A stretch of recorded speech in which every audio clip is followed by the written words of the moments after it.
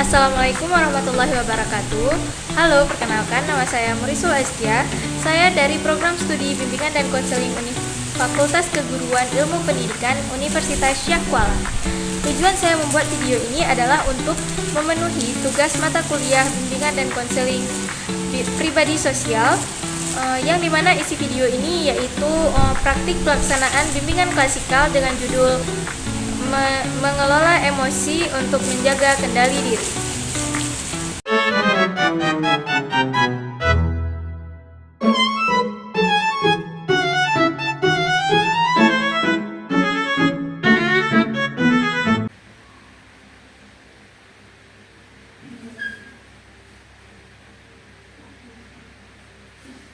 Assalamualaikum warahmatullahi wabarakatuh.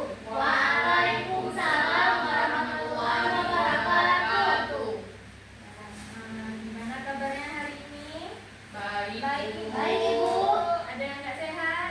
Ada Bu Shirley. Oh, kenapa dia nggak sehat? Tadi kamar mandi mah nggak balik bukannya sehat. Oh, ya Allah, kasihan sama makan gitu ya. Nah, jadi sebelum kita mulai, Ibu mau absen dulu ya. Naila, hadir Bu. Faris, Hadir, Bu. Ulfa, Hadir, Bu. Saura, Hadir, Bu. oh ya, Shirley juga ada tadi ya, udah izin ya. Oke, alhamdulillah sekali. Nah, jadi sebelum kita mulai Ibu mulai untuk menjelaskan materi kita hari ini, ada baiknya kita semua mulai untuk membaca doa dulu biar berkah pelajaran kita hari ini. Jadi kita tolong satu orang untuk memimpin doa, silakan. Baik, teman-teman, kita berdoa sesuai dengan keyakinan masing-masing. Berdoa dimulai.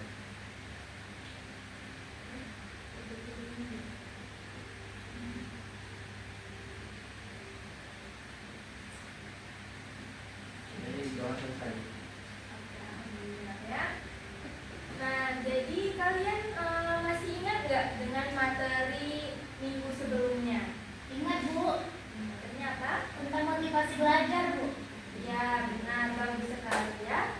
Jadi itu motivasi belajar kan kita udah belajar nih sebelumnya. Jangan cuma diingat aja, tapi juga harus diterapkan ya untuk meningkatkan motivasi kalian dalam belajar. Ya. Jadi untuk materi hari ini adalah mengelola emosi untuk menjaga kendali diri. Nah, ada yang tahu nggak kenapa kita harus belajar untuk mengelola emosi? Oh, ada, udah Ibu aja yang bilang. Ibu aja yang jelasin kalau mengelola emosi. Nah, jadi kenapa kita penting untuk belajar mengelola emosi? Emosi kan hal yang memang udah ada dari kita lahir ya. Dan ada emosi positif, ada juga emosi negatif. Nah, kalau emosi itu nggak bisa kita kelola, itu akan berakibat atau berdampak terhadap kehidupan kita. Nah, oleh karena itu, mengelola emosi ini itu merupakan salah satu kunci untuk mencapai kehidupan yang bahagia dan juga tentram. Jadi, Ibu akan nampilin PPT ke kalian.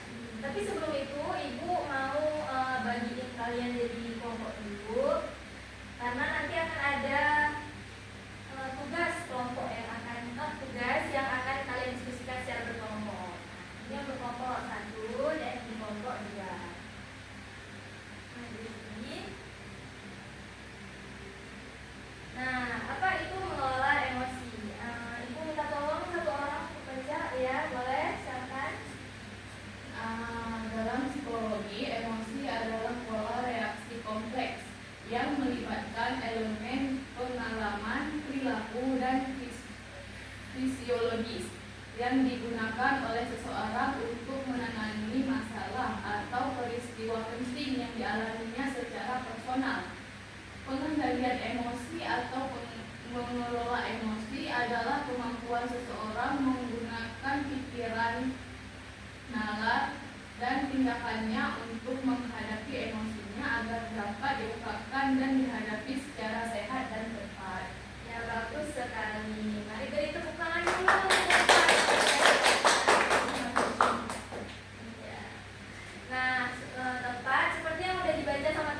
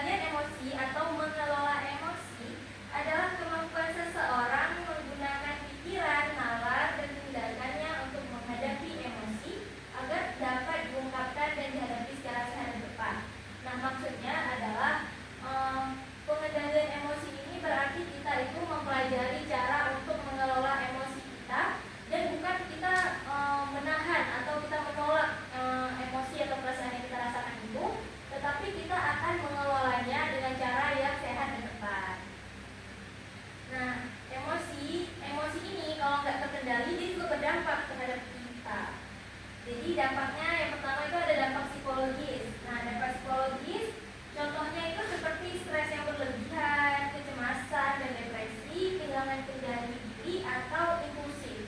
Nah, dampak psikologis itu lebih ke kesehatan mental kita. Nah, jadi emosi yang enggak terkendali dengan baik itu berdampak kepada psikologis ya. Nah, biasanya ini, misal nih kita lagi punya masalah, dan masalah ini tuh kita nggak pernah menceritakan atau nggak pernah kita salurkan kepada orang lain. Nah, masalah itu akan menyebabkan dampak psikologis kita. Jadi kita hanya akan memendam dan kita pikirkan sendiri aja itu masalahnya gimana. Nah, emosi dari masalah itu akan memberikan dampak kepada psikologis kita. Contoh dampaknya itu seperti stres yang berlebihan, terus kecemasan dan depresi, terus kehilangan kendali diri atau impulsif. Nah, kalau maksud kehilangan kendali diri atau impulsif ini biasanya misal orang yang lagi marah nih. Orang lagi marah, kalau dia nggak tahu cara untuk mengendalikan emosinya dengan baik, dia pasti akan langsung, misal siapa yang buat dia marah, dia datang ke sekolah, terus dia pasti bakalan langsung marah sama semua orang. Nah, itu menunjukkan bahwasannya dia emosi yang dia miliki itu dia nggak bisa kendalikan dengan baik. Terus selanjutnya ada dampak sosial. Dampak sosial ini yaitu menjauhi lingkungan sosial karena merasa tidak dipahami. Nah, itu dampak dari emosi kita nggak bisa kita kendalikan. Seperti yang saya katakan sebelumnya, yaitu kita lagi marah, kita datang ke sekolah, terus kita marah sama semua orang yang ada di sekolah, padahal orang-orang itu nggak tahu apa sih yang buat kita jadi marah. Kita memaksa semua orang untuk paham dengan apa yang kita rasakan, sedangkan orang tersebut bahkan nggak ada di kegiatan yang atau di tempat waktu kita merasakan perasaan marah itu. Ya. Nah, oleh karena itu, ini dampaknya itu kita jadi menjauh dari lingkungan sosial kan. Ketika kita udah menjauh dari lingkungan sosial, kita bakalan merasa kesepian. Atau bahkan kebalikannya, orang-orang di lingkungan sosial kita yang bakalan menjauhi kita. Karena kan nggak semua orang mau untuk berusaha memahami perasaan kita. Terus ada dampak akademik. Nah, dampak akademik contohnya itu seperti kesulitan untuk fokus, berkurangnya motivasi belajar, atau masalah disiplin di sekolah. Nah, ibu mau tanya nih sama kalian kalau misalkan lagi ada banyak pikiran atau kalian lagi punya masalah, kalian ke sekolah, terus ibu guru menjelaskan di depan, kalian bakalan fokus atau enggak? Enggak. Betul sekali, karena guru menjelaskan, kita juga dengan pikiran kita sendiri, kita larut dengan diri kita sendiri ya. Itulah dampak dari emosi yang tidak terkendali dalam akademik. Terus masalah disiplin di sekolah itu juga salah satu contoh ya dari dampak akademiknya.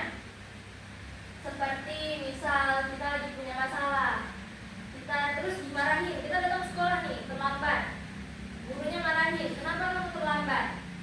Nah, gara-gara hal itu, padahal itu hal kecil, kan kita yang salah, kenapa kita datang terlambat? Harusnya kita nggak marah, tapi karena kita memang lagi punya masalah, kita jadi marah terus sama guru, kita jadi membantah perkataan guru. Nah, contoh dari masalah disiplin di sekolah. Selanjutnya yaitu teknik mengendalikan emosi. Nah, jadi ibu bakalan kasih tahu kalian 3 teknik untuk mengendalikan emosi. Yang pertama yaitu expressive writing. Nah, expressive writing ini contoh kegiatan yang bisa dilakukan adalah kita misal lagi punya masalah kan, kita nggak berani bercerita kepada orang lain, atau kita masih malu, kita merasa cerita ini nggak cocok lah untuk aku ceritain, nggak ada lah masalahnya segede itu untuk diceritain. Jadi kita bisa tulis aja dulu, misal kayak tulis di diary kan, itu banyak tuh yang nulis di diary, itu boleh, bagus banget untuk membantu diri kita mengelola emosi. Terus terapi relaksasi nafas. Nah, terapi relaksasi nafas ini kegiatan yang dilakukan adalah dengan cara misal kita lagi dalam marah, kita boleh tuh coba terapi relaksasi nafas. Kita nggak mungkin nih lagi marah tiba-tiba ambil buku nulis, kan? Jadi bisa coba terapi relaksasi nafas ini.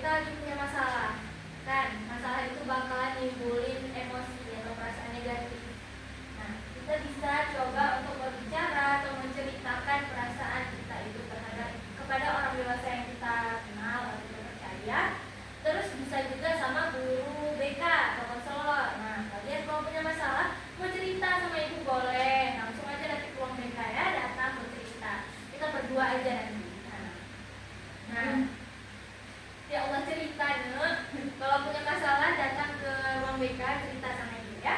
Yang itu bakal lebih privasi kan, kalau kalian bisa malu untuk bercerita rame-rame boleh. Nah, itu pemaparan info penjelasan untuk materi kita hari ini. Ada yang enggak dipahami mau ditanyakan boleh, silahkan. Ya silahkan Nela. Ibu, kalau misalkan orang posisi yang mengeluarkan emosi tersebut orang tua, yaitu orang yang nggak bisa dilawan, Bu. Kita sebagai seorang anak harus bagaimana, Ibu? Nah, itu baik, betul sekali. Pertanyaan yang cukup banyak ya dialami oleh anak-anak sekarang kan. Kita sebagai anak harus paham dengan perasaan atau emosi kita sendiri, terus harus paham emosi orang tua juga, karena kita nggak bisa melawan mereka. Nah, hal yang bisa kita lakukan adalah yang pertama kita kalau menurut teknik ya, teknik yang ibu berikan, kita bisa mulai kalau misalkan kita nggak berani cerita sama orang lain, kita boleh mulai dengan menulis diary dulu. Nanti setelah kita tulis, nanti kita bisa baca nih, ini letak masalah itu di mana sebenarnya. Terus kita boleh mulai menelaah, terus mencari solusi dari sendiri aja dulu, cari solusi sendiri. Kalau memang kita nggak bisa dapet, ya silakan langsung aja, nggak apa-apa.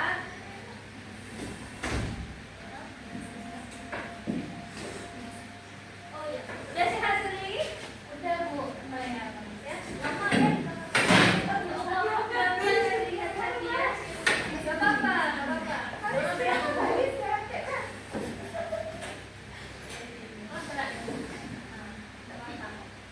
Tadi udah sampai mana? Oh iya. Nah, waktu kita udah nggak bisa nemuin solusi, kan kita nih udah suntuk sendiri, udah tulis, tapi kita nggak ada solusi dari masalahnya gimana. Kita boleh berbicara dengan orang lain, orang dewasa atau guru BK atau konselor ya.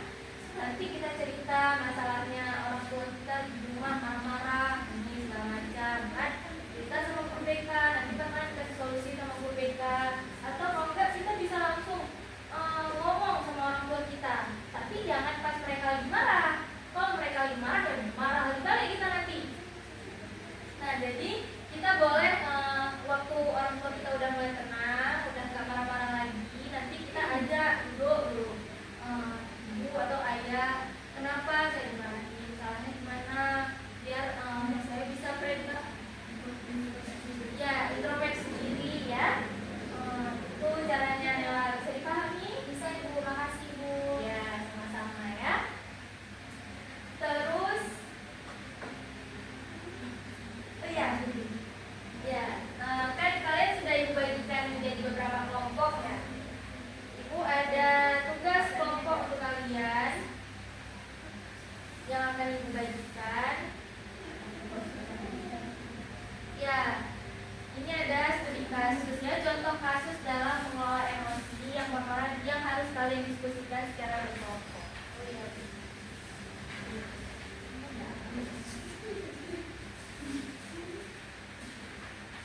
Baca dulu tugasnya apa, contoh kasusnya apa, dipahami, terus nanti pilih jawaban yang paling tepat dengan contoh kasus tersebut.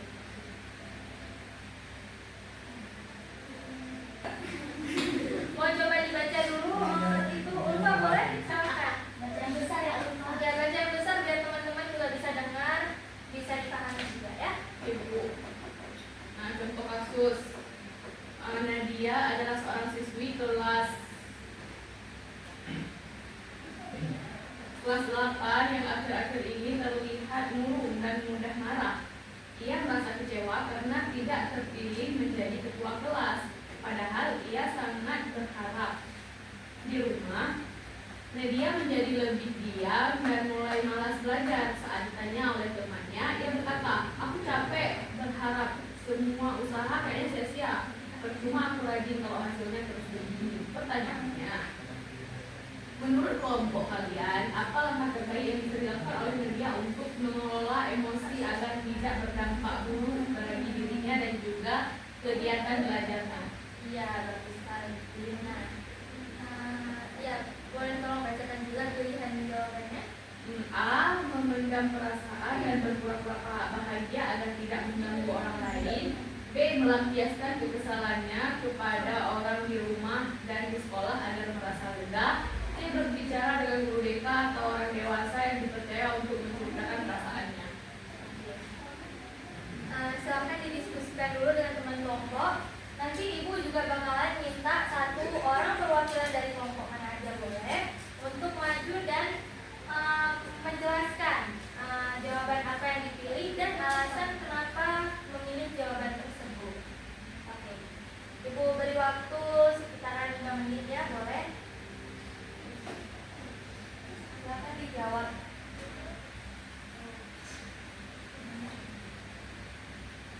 Ibu mau menjawab. Ini boleh nggak jawabannya? Misalnya kayak pendapat kita ya Bu ya? Iya.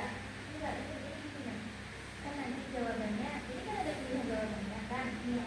Menurut kamu jawaban mana yang paling tepat untuk contoh kasus ini? Nah, berarti aku kasih alasannya kenapa kamu pilih jawaban ini. Alasannya dijelaskan. Boleh, boleh. Kalau kamu pilih jawaban ya. Makasih Bu. Ibu udah Bu, udah. Oke, bagus. Cepat sekali ya. Ya Allah, keren.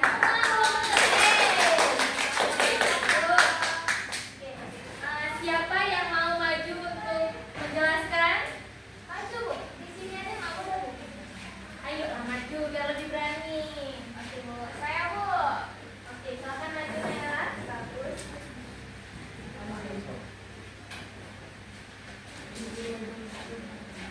Teman-teman sekalian, perkenalkan saya Nela Dola. Di sini saya akan menjawab pertanyaan dari AKP yang telah diberikan. Jadi jawabannya ialah C, yaitu berbicara dengan guru BK atau orang dewasa yang dipercaya untuk menceritakan perasaannya. Kenapa C? Dikarenakan si sosok yang ada di dalam kasus ini dia tuh kan sedang merasakan emosi yang sangat dapat berdampak kepada orang lain. Nah, apabila kita memilih opsi yang lain, yaitu melampiaskan pada orang lain, itu adalah solusi yang tidak tepat. Jadi yang tepatnya yaitu berbicara pada orang dewasa seperti yang Ibu jelaskan tadi. Nah, orang dewasanya itu adalah salah satunya guru BK. Begitu. Terima kasih. Udah selesai?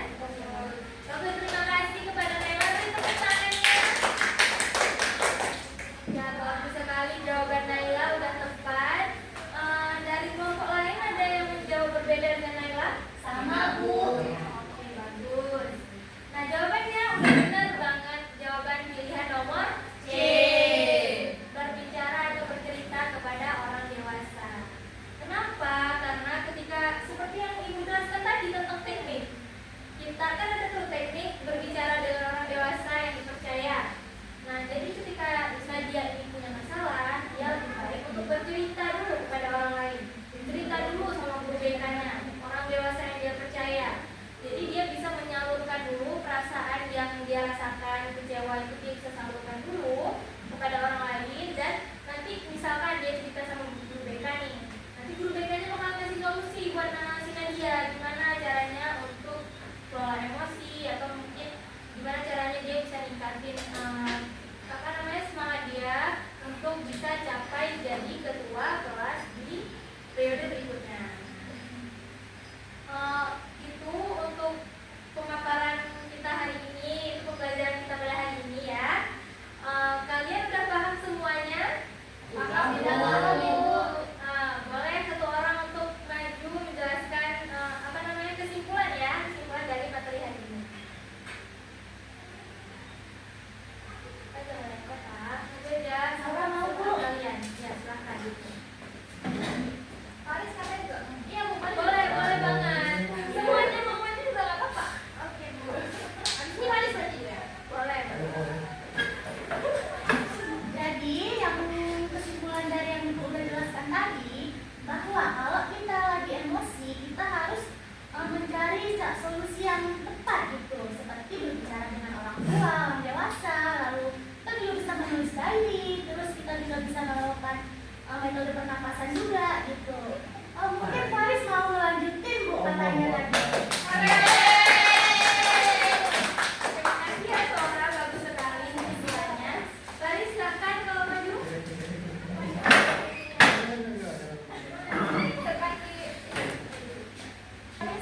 Oke, bagus. Boleh silahkan merupakan bagian penting dari kehidupan manusia yang dapat mempengaruhi ilmu psikologis dan mempunyai dampak terhadap emosi yang dia terkenali, yaitu dampak psikologis, dampak sosial, dan dampak akademik. Nah, jadi kita bisa mengatasi emosi yang tidak bisa dipikir tadi itu dengan 3 proses. Yang pertama yaitu dengan menulis diary, yang kedua yaitu proses terapi pernapasan, dan yang terakhir yaitu proses berbicara dengan orang dewasa atau menceritakan dengan orang yang lebih paham daripada kita. Oke, bagus sekali Pak Aris. Jadi terima kasih. Terima kasih Pak Aris. Kesimpulannya bagus sekali. Setelah 2 orang dari teman kita udah maju untuk menjelaskan kesimpulan yang mereka dapatkan dari materi hari ini, udah paham semuanya? Sudah, Bu. Oke, bagus sekali. Nah, alhamdulillah ya, karena udah paham semuanya, kita akhiri aja pertemuan kita pada hari ini. Tapi sebelum mengakhiri pertemuan kita pada hari ini, Ibu berharap juga materi ini bisa kalian terapkan, teknik-teknik yang udah dijelaskan tadi bisa kalian terapkan dalam kehidupan kalian sehari-hari, dan juga ini bisa menjadi hikmah ya untuk kalian ke depannya ya. Terus Ibu juga harap materi ini bisa terus melekat di pikiran kalian. Nah, sebelum kita menutup pertemuan kita pada hari ini, ada baiknya kita baca doa dulu ya. Silakan dipimpin Pak Aris. Baik teman-teman, mari kita berdoa menurut kepercayaan masing-masing. Doa dimulai.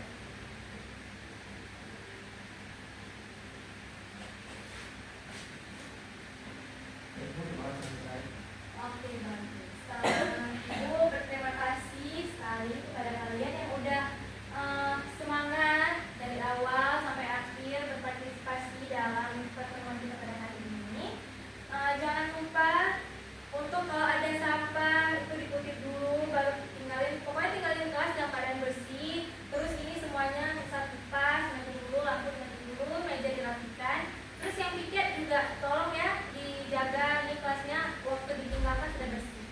Oke, sekian dari Ibu. Wassalamualaikum